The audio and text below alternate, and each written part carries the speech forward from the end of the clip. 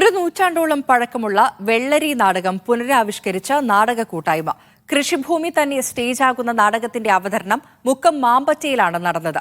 കാർഷികോത്പന്നങ്ങൾ വിളവെടുക്കുന്നതിനൊപ്പമാണ് നാടകാവതരണവും എന്നതാണ് ഈ നാടകത്തെ വ്യത്യസ്തമാക്കുന്നത്.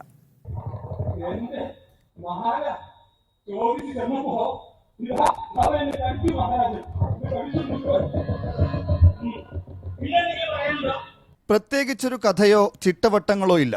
നാട്ടുകാരും കർഷകരുമെല്ലാം നാടകത്തിലെ കഥാപാത്രമാകും. ഇതാണ് വെള്ളരി നാടകം. 1940കളിൽ ഏറെ പ്രചാരത്തിലുണ്ടായിരുന്ന നാടകം പിന്നീട് പതിയെ ഇല്ലാതായി.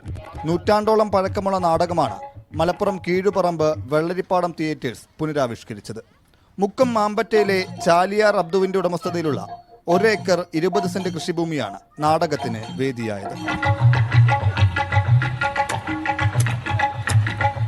100ഓളം പേർ വിത്തും കൈക്കോട്ടും വെള്ളരി നാടകത്തിന്റെ ഭാഗമായി. കീഴുപറമ്പ് സ്വദേശി കുഞ്ഞിപ്പോക്കർ രചന നിർവഹിച്ച നാടകം പാറമ്മൽ അഹമ്മദ് കുട്ടിയാണ് സംവിധാനം ചെയ്തത്. 3 ദിവസങ്ങളിലായി നടന്ന നാടക പ്രദർശനം കാണാനെത്തിയവർക്ക് ഭക്ഷണവും ഒരുക്കിയിരുന്നു.